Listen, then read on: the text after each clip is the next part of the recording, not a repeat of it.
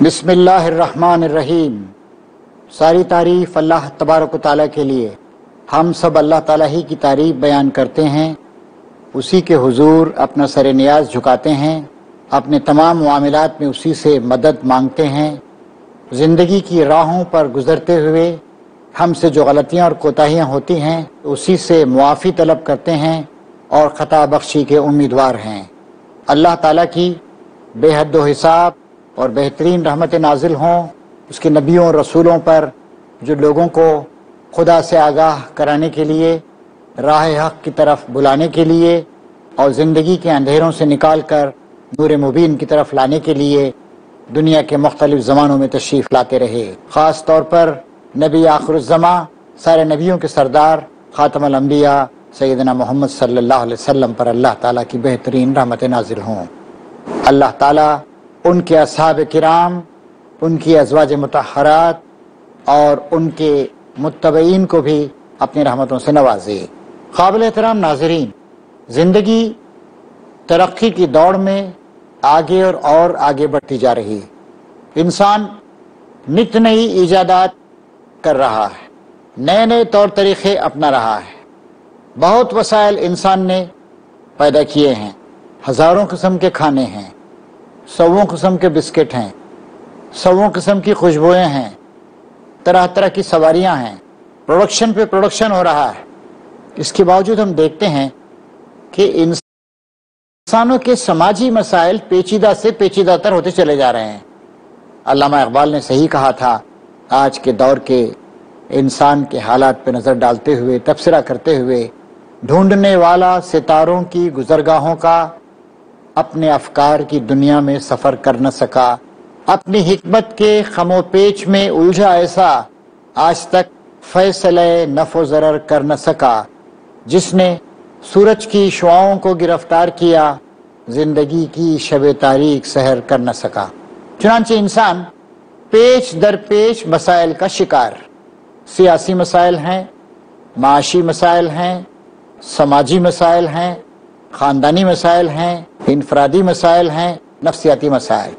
اور مغرب میں خدا سے بیزار ہو کر، خدا کا انکار کر کے اور صرف اپنے آپ پر بھروسہ کر کے، اپنے آپ پہ بھروسہ بری بات نہیں ہے، بشرطے کہ وہ بھروسہ خدا کے بھروسے کے تحت ہو، لیکن خدا کا انکار کر کے جو آدمی اپنے آپ پہ بھروسہ کرتا ہے، اپنے اصولوں پر اتنا زیادہ اعتماد ظاہر کرتا ہے، اپنے فلسفے بگاڑتا ہے، اس کے نقصانات اب دیکھ رہے ہیں۔ اقبال نے یہ بھی کہا تھا، تمہاری تہذیب خود اپنے خنجر سے آپ ہی خودکشی کرے گی، جو شاخ نازک پہ آشیانہ بنے گا ناپائیدار ہوگا۔ چنانچہ آج کل ہم مغرب میں دیکھ رہے ہیں، خاندان کا نظام تتر بتر ہوتا جا رہا ہے، اور وہ مصیبتیں اب مشرقی ملکوں میں بھی آ رہی ہیں۔ مغربی ملکوں میں ہم دیکھتے ہیں کہ عورت و مرد ناجائز طریقے سے تعلقات قائم کرتے ہیں۔ وہاں کے زوالوجسٹ ہمیں بتاتے ہیں کہ لڑکیاں اور لڑکے بہت پہلے بالغ ہو رہے ہیں۔ اتنے ہیجانات اور اتنے ایجیٹیٹنگ تھنگس سماج میں پھیلے ہوئے ہیں کہ وہ وقت سے پہلے بالغ ہو جا رہے ہیں، جبکہ ان کا بدن اس قابل نہیں ہے کہ وہ بلوغ کے کام کر سکیں، لیکن ذہنی لحاظ سے وہ بہت جلدی بالغ ہو جا رہے ہیں۔ ابھی وہ تعلیم بھی مکمل نہیں کر پاتے، ڈیٹنگ شروع ہو جا رہی ہے، بدکاریاں شروع ہو جا رہی ہیں، طرح طرح کے مسائل پیدا ہو رہے ہیں۔ آدمی کو شادی کرنے کے لیے خاص حد تک جانے کے بعد ہی شادی کر سکتا ہے۔ اگر وہ بدکاریاں ایسے باہر شروع کر دے تو سارا سماجی نظام ڈھانچہ ٹوٹ جائے گا۔ چنانچہ مغرب میں کئی ایسے ممالک ہیں جہاں پر ناجائز اور حرامی بچے حلالی بچوں سے زیادہ ہو چکے ہیں، طلاقوں کی کثرت ہے، اتنے زیادہ جنسی مواقع حاصل ہونے کے باوجود بدکاریاں ہو رہی ہیں، ریپ ہو رہا ہے، ریپ کے لیے قتل کیا جا رہا ہے۔ ہمارے ملک میں بھی مصیبت آ گئی۔ مثلا دیکھیے کہ ہمارے ملک میں ہمارے ایکٹر اور ہمارے ایکٹریسیں کیا کر رہے ہیں، کیا دکھا رہے ہیں؟ وہ ایک عورت کو کس طرح ننگا کر کے پیش کیا جا رہا ہے، نیم برہنہ کر کے پیش کیا جا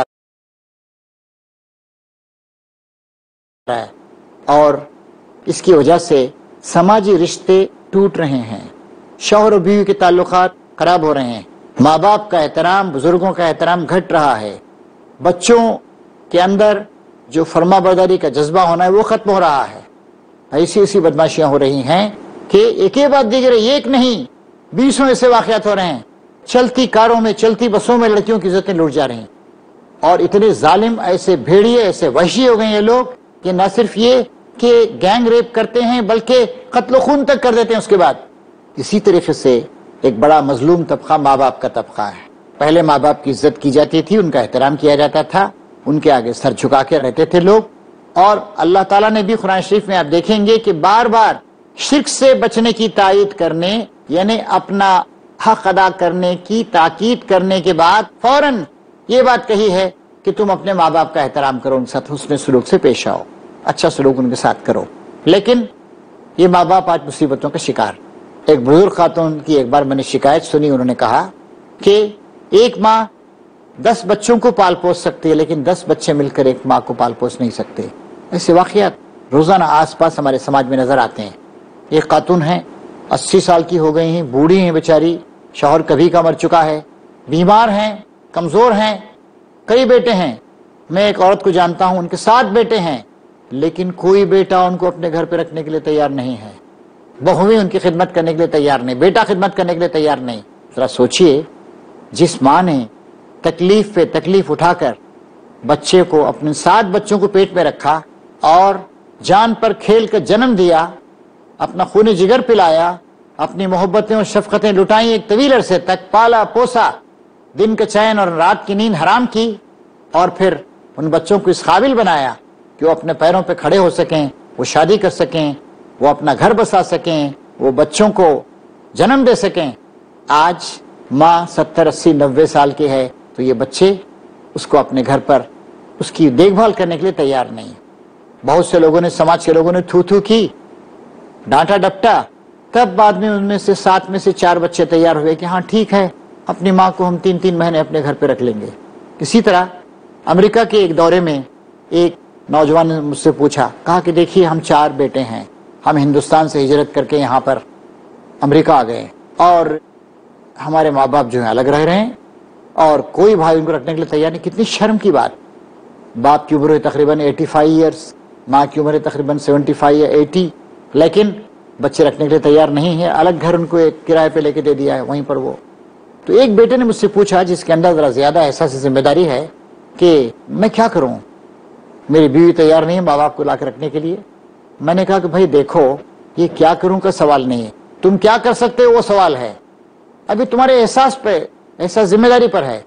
تم دوسرے بھائیوں کو مجبور نہیں کر سکتے کہ وہ لازماً اپنے گھر پہ ان کو رکھیں، تم رکھ سکتے ہو تو رکھو، اور اگر نہیں رکھ سکتے، ایسی کوئی مجبوری ہے، تمہاری بیوی تیار نہیں ہے، تو جتنی زیادہ سہولتیں تم اپنے ماں باپ کو دے سکتے ہو، ان کے گھر میں بار بار ان کے پاس جاؤ، ان کی دل دہی کرو، ان کے مسائل کو حل کرو، ان سے فون پہ بات کرتے رہو، اور زندگی کی جتنی سہولتیں فراہم کر سکتے ہو فراہم کرو۔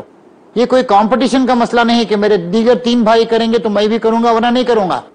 جس کے اندر نیکی اور بھلائی زیادہ ہے اس کو یہ کام کرنا چاہیے۔ تو ایک بہت بڑا پرابلم ہے جو مغرب میں ہی نہیں ہمارے ملک میں بھی آ گیا ہے، اور ماں باپ جب کمزور ہو جاتے ہیں، جب بڑھاپے کی منزل میں داخل ہو جاتے ہیں، جب وہ کما نہیں سکتے ہیں، جب وہ بار بار بیماریوں کا شکار ہو جاتے ہیں، اس وقت زیادہ ضرورت ہے بچوں کو یہ سوچنا چاہیے کہ کس طریقے سے ان کے ماں باپ نے بچپن میں، آپ دیکھیے ایک بچہ جب پیدا ہوتا ہے کتنا کمزور ہوتا ہے۔ جانوروں کے بچے پیدا ہوتے اچھلنے کودنے لگتے ہیں، لیکن انسان کا بچہ اسے کھڑے ہونے کے لیے پورا 1 سال درکار ہوتا ہے۔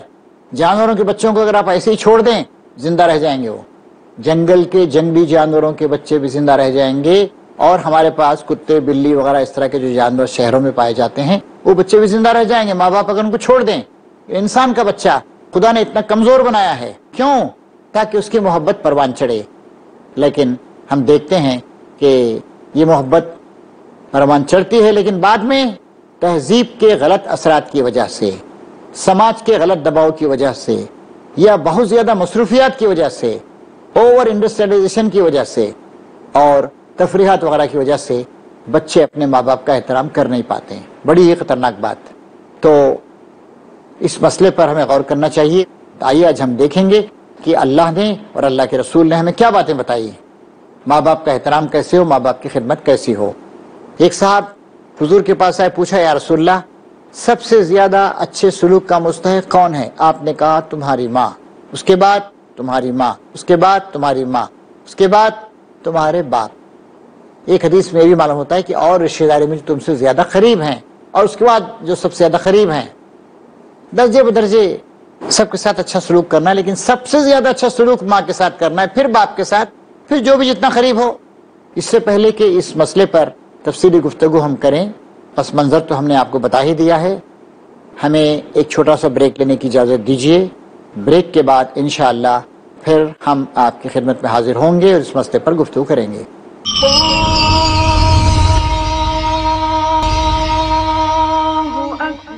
ناظرین کرام، بریک کے بعد دوبارہ آپ کا خیر مقدم ہے. زیر گفتگو ہے موضوع ماں باپ کے حقوق.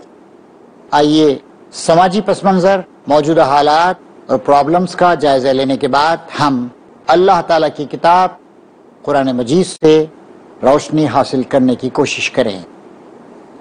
اللہ تعالیٰ کی کتاب قرآن مجید کو کھولیے. سورہ بنی اسرائیل میں آیات 23 اور 24 میں اللہ تبارک و تعالیٰ کا ارشاد ہے، اعوذ باللہ من الشیطان الرجیم، وَقَضَىٰ رَبُّكَ أَلَّا تَعْبُدُوا إِلَّا إِيَّاهُ وَبِالْوَالِدَيْنِ إِحْسَانًا إِمَّا يَبْلُغَنَّ عِندَكَ الْكِبَرَ أَحَدُهُمَا أَوْ كِلَاهُمَا فَلَا تَقُل لَّهُمَا أُفٍّ وَلَا تَنْهَرْهُمَا وَقُل لَّهُمَا قَوْلًا كَرِيمًا وَاخْفِضْ لَهُمَا جَنَاحَ الذُّلِّ مِنَ الرَّحْمَةِ وَقُل رَّبِّ ارْحَمْهُمَا كَمَا رَبَّيَانِي صَغِيرًا. قرآن شریف کی دو آیات ہمارے لیے روشنی اور رہنمائی کا سامان لے کر آئی ہیں. اللہ تعالیٰ ارشاد فرما رہا ہے، اور تمہارے رب نے فیصلہ فرما دیا ہے کہ اس کے سوا کسی کی بندگی نہ کرو، اور والدین سے حسن سلوک، اچھا سلوک کرو. اگر تمہارے یہاں وہ دونوں یا ان میں سے کوئی ایک بڑھاپے کی عمر کو پہنچ جائیں تو انہیں ناگوار بات نہ کہو، اف تک نہ کہو، نہ انہیں جھڑکو، بلکہ ان سے شریفانہ بات کرو. رحمت و شفقت سے ان کے لیے عاجزی کے بازو جھکا دو اور کہو، اے میرے رب ان پر رحم فرما جس طرح انہوں نے مجھے بچپن میں محبت کے ساتھ پالا تھا. ناظرین کرام، سورہ بنی اسرائیل کی ان دونوں آیات کو آپ نے سماعت فرمایا اور ان کا ترجمہ بھی آپ نے سنا. پہلی بات یہ ارشاد فرمائی جا رہی ہے کہ تیرے رب نے فیصلہ کر دیا ہے. الفاظ کے زور کو آپ محسوس کر سکتے ہیں. تیرے رب نے اس بات کو متعین کر دیا ہے، فیصلہ کر دیا ہے. فیصلہ ہونے کے بعد اللہ تعالیٰ کا فیصلہ بدلا نہیں جاتا. کیا؟ پہلی بات یہ کہ اللہ تعالیٰ کے علاوہ کسی کی عبادت نہ کرو. شریعت کے اور اسلام کے حکموں میں سب سے بڑا حکم یہ ہے کہ اللہ ہی کی عبادت کی جائے، اللہ کے ساتھ کسی اور کی عبادت نہ کی جائے. دوسری بات، والدین کے ساتھ نیک سلوک کرو، بالوالدین احسانہ. قرآن شریف میں کئی جگہوں پر آپ اس بات کو دیکھیں گے کہ جہاں جہاں اللہ تعالیٰ کے حقوق گنائے گئے وہاں والدین کے حقوق فوراً اس کے بعد میں گنائے گئے. اس سے کیا بات سمجھ میں آتی؟ یہ بات سمجھ میں آتی ہے کہ والدین کے حقوق اتنے اہم ہیں. اور ظاہر ہے ہمارے سماج میں یہ والدین ہوتے ہیں جو بچوں کو جنم دیتے ہیں. ایک مرد اور ایک عورت وہ باہم متحد ہوتے ہیں، نکاح کے پاکیزہ بندھن میں بندھتے ہیں، اللہ کا نام لیتے ہیں، اللہ کی شریعت مطہرہ کی روشنی میں مل کے چلنے کا عزم کرتے ہیں تو اللہ تعالیٰ ان کو اولاد عطا فرماتا ہے. انسانوں نہیں، جانوروں میں بھی یہ چیز ہم دیکھتے ہیں. حالانکہ جانوروں میں یہ چیز محبت اور رحم اور رشتہ داری بہت دن تک کنٹینیو نہیں رہتی، لیکن کم سے کم شروع میں تو رہتی ہے. ایک نر ہوتا ہے، ایک مادہ ہوتی ہے، اور پھر اس کے بعد ماں جو ہوتی ہے اپنی محبتیں اپنے بچے پہ لٹاتی ہے، اسے دودھ پلاتی ہے. دودھ پلانے کا سسٹم اللہ نے اس لیے رکھا تاکہ رب پیدا ہوتا کہ تعلق قائم ہو، ایک فطری محبت ہوتی. اور جیسے جیسے بچہ بڑا ہونے لگتا ہے، اپنے پیروں پہ کھڑا ہونے لگتا ہے، وہ محبت کم ہونے لگتی ہے، اس لیے کہ اب محبت کی ضرورت نہیں ہے اس بچے کو، اپنے پیروں پہ کھڑا ہو رہا ہے وہ. لیکن پھر جب ماں باپ بڑھاپے کی صورت میں چلے جاتے ہیں، اور بڑھاپا کیا ہوتا ہے؟ وہ دوسرا بچپن. غریبی زور پر آئی، ہوئے بے دست تو پا اکبر، کیا بچوں سے بدتر ہم کو پیری نے جمع ہو کر بچوں سے بدتر ہو گئے. اللہ تعالیٰ جو کہتا ہے وَمَن نُعَمِّرْهُ نُنَكِّسُ فِي الْخَلْقِ، جس کو ہم زیادہ عمر کی طرف لے کے جاتے ہیں اسے تخلیق میں الٹا کر دیتے ہیں، یعنی پھر وہ بچپن کی طرف چلا آتا ہے، انسان بچہ بننے لگتا ہے، بچے کی طرح اس کے دانت جھڑ جاتے ہیں، بچے کی طرح وہ سخت غذائیں نہیں کھا سکتا، دودھ وغیرہ چاہیے، لکوڈ غذا چاہیے اس کو. بچہ علم کم رکھتا ہے، بوڑھا آدمی بھی کم علم رکھتا ہے، بہت پورا علم جو حاصل کیا تھا بھول جاتا ہے. بچہ فوراً اس کے خیالات بدلتے ہیں، بوڑھے آدمی کے بھی خیالات کبھی یہ کبھی وہ، کنسنٹریٹ کرنے کی قوت ایک بوڑھے کی کم ہو جاتی ہے. بچہ غصہ ہو جاتا ہے فوراً، اور بوڑھے لوگ بھی جو ہیں چڑچڑے ہو جاتے ہیں. سینائل کہتے ہیں 60 سال کے بعد، سینیلٹی، سٹھیانا کہتے ہیں اردو میں. 60 سال کے ہو گئے سٹھیا گئے، جذبات پہ قابو نہیں ہے، خیالات پہ قابو نہیں ہے، معلومات گھٹتی چلی جا رہی ہیں، چیزیں یاد نہیں آ رہی ہیں، غصہ آ رہا ہے، چڑچڑاپن ہے، کمزوری ہے.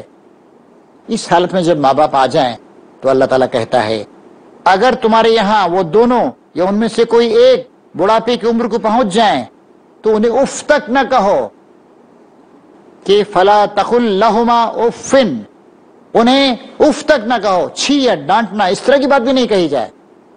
جب اف تک نہ کہو تو انہیں ڈانٹنا ڈپٹنا یا ان کی غلطیوں پر گرفت کرنا یعنی برا بھلا کہنا کتنی بری بات ہوگی. پھر فرمایا جا رہا ہے ولا تنہرہما، ان کو ڈانٹو ڈپٹو مت، جھڑکو مت، اس لیے کہ ان کے جذبات بڑے ہی برٹل ہیں، بڑے نرم ہیں، ٹوٹ پھوٹ کا شکار ہیں. وہ بے سہارا محسوس کرتے ہیں اپنے آپ. انہوں نے کمایا، انہوں نے کھایا، انہوں نے گھر بنایا، انہوں نے سب کچھ پروان چڑھایا، اب جو ہے بالکل وہ خراب حالت میں ہیں. وَقُلْ لَهُمَا قَوْلًا كَرِيمًا، ان سے نہایت شریفانہ طریقے سے بات کرو، عزت کے ساتھ، احترام کے ساتھ. رحمت و شفقت سے ان کے لیے عاجزی کے بازو جھکا دو، یعنی جھکے رہو ان کے آگے، رحمت و شفقت کا رویہ ان کے ساتھ اختیار کرو. اور پھر فرمایا کہ وَقُلْ رَبِّ ارْحَمْهُمَا كَمَا رَبَّيَانِي صَغِيرًا، اور اس طرح دعائیں کیا کرو ان کے حق میں کہ اے اللہ ان پر رحم و کرم فرما جس طرح بچپن میں انہوں نے مجھے رحم و کرم کے ساتھ پالا تھا. یاد دلا رہا ہے اللہ تعالیٰ کیوں دعا کرنی ہے تم کو، کیوں احترام کرنا ہے، کیوں خدمت کرنی ہے، کیوں ان کی جھڑکیوں کو برداشت کرنا ہے، جھڑکی نہیں دینا ہے. رحم و کرم کے ساتھ بڑے لاڈ پیار سے بڑی تکلیفیں اٹھا کر انہوں نے تم کو پالا ہے، بڑا کیا ہے، فطری بات.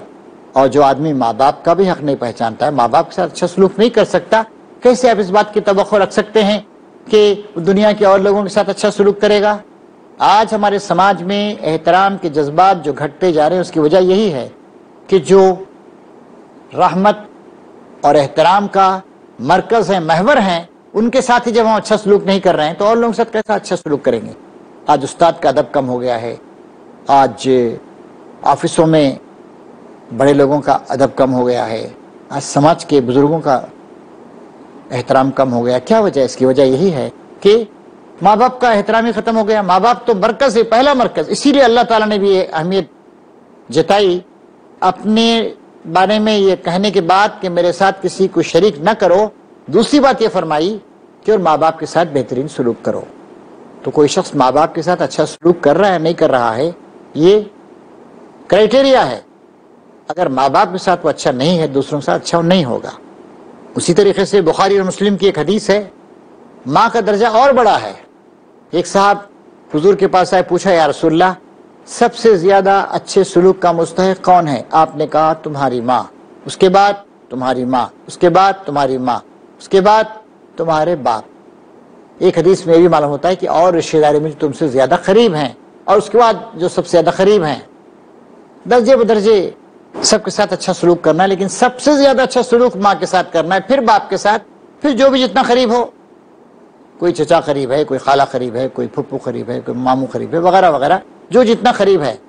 اور ظاہر ہے کہ کچھ لوگ ان میں سے رخصت بھی ہو جائیں تو جو موجود ہیں تو وہ لوگ بڑے خوش قسمت ہیں جن کے ماں باپ ان کے ساتھ ہیں اور ماں باپ کو احترام کرتے ہیں، ماں باپ کی خدمت کرتے ہیں، ماں باپ کی جھڑکیوں کو برداشت کرتے ہیں. وہ ماں باپ اگر بیماری کی وجہ سے، کمزوری کی وجہ سے چڑچڑے ہو گئے ہیں تو وہ چڑچڑاتے نہیں ان کے خلاف.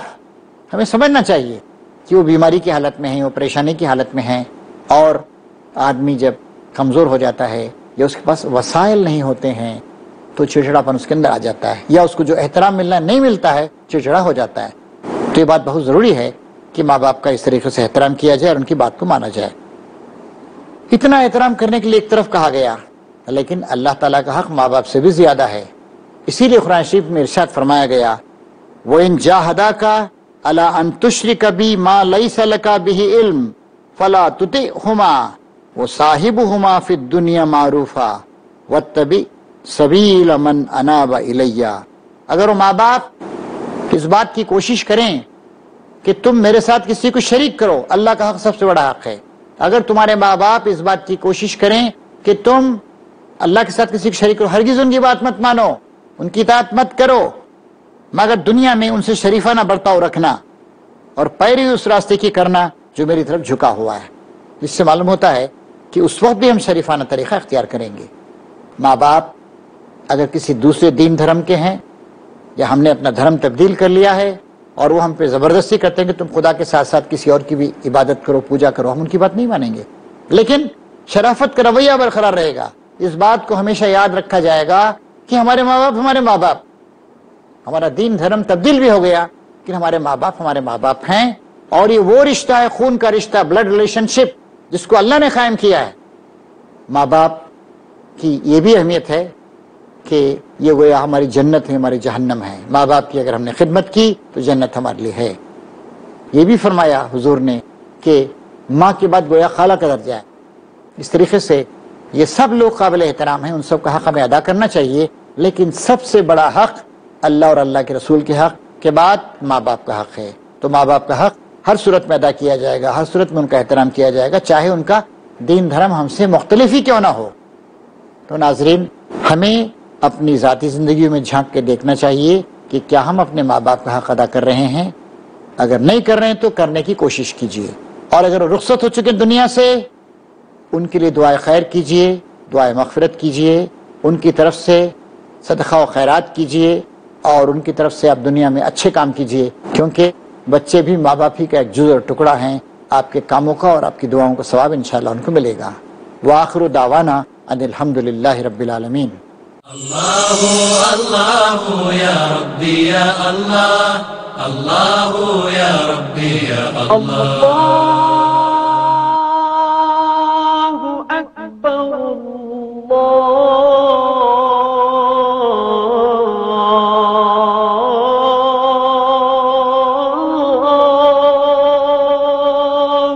اکبر، اللہ